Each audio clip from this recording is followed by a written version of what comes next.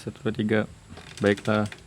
Assalamualaikum warahmatullahi wabarakatuh. Alhamdulillahirrabbilalamin. Assalatu wassalamu ala asrofil anbiya wal mursalin wa ala alihi washabihi ajma'in. Amma ba'du. Om Swastiastu, nama budaya, salam kebajikan untuk kita semua.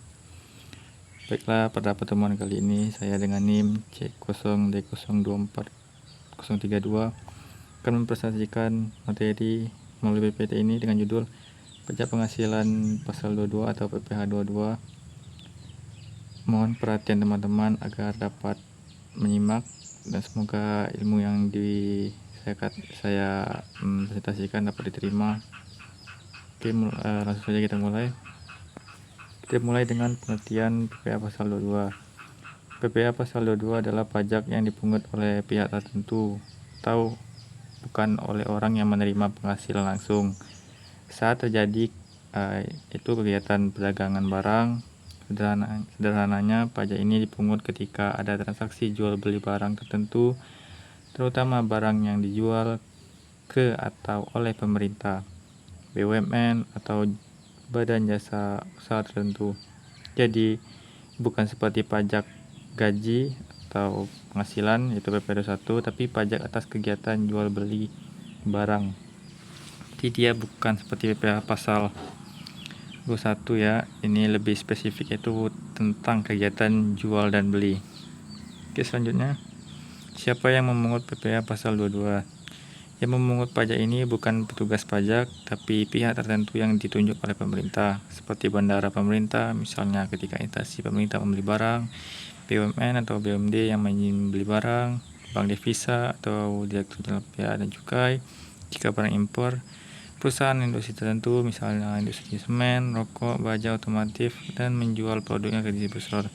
Mereka ini disebut sebagai pemungut pajak atau withholder. Jadi teman-teman yang memungut ini bukan petugas pajak, yang lebih spesifik yaitu pihak-pihak seperti BUMN atau BUMD yang bekerja di mengurusi kegiatan menjual dan membeli barang.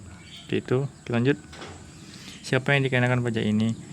Yang dikenakan PPh 22 adalah pihak penjual atau pihak yang menerima pembayaran atas transaksi barang tersebut. Contohnya, pemerintah membeli komputer dari PT Tekno Jaya, maka bendahara pemerintah memungut PPh 22 dari Tekno saat membayar. Artinya, PT Tekno Jaya dipotong pajaknya dulu sebelum menerima uang penuh. Oke, selanjutnya, kapan PPh 22 terjadi? PPh pasal 22 muncul saat ada transaksi pembelian atau penjualan barang oleh pihak yang ditunjuk pemerintah.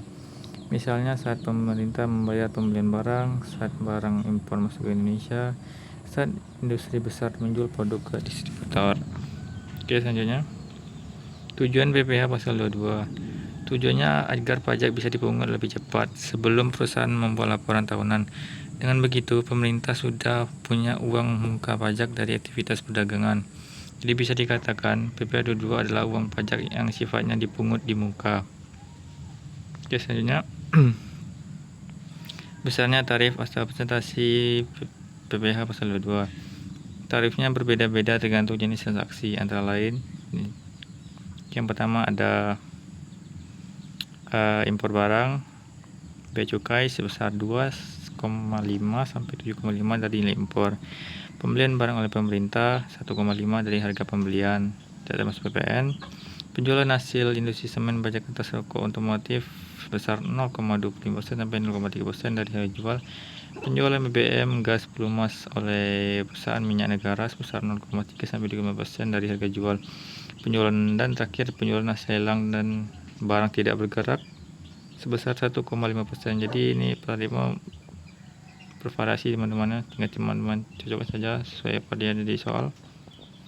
Oke, contoh kasus, bendahara pemerintah membeli alat tulis dari PT Sinar Pena senilai 100 juta belum termasuk PPN, maka tarif PPh 22 itu 1,5%, bisa teman-teman lihat di sini, bisa 2,5%.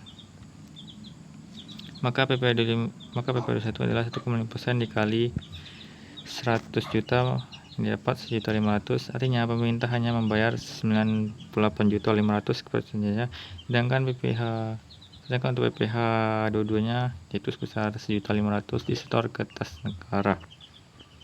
Oke teman-teman, kesimpulannya bisa kita ambil PPh pasal 22 adalah pajak penghasilan yang dipungut saat terjadi transaksi jual beli barang tertentu, terutama oleh pemerintah atau perusahaan besar. Pajak ini bukan dari gaji, tapi dari kegiatan jual beli barang, dan tujuannya untuk mempercepat penerimaan negara. Baik teman-teman, sekian presentasi dari saya. Mohon maaf jika ada kesalahan kata maupun tulisan. Saya berdiri. Assalamualaikum warahmatullahi wabarakatuh.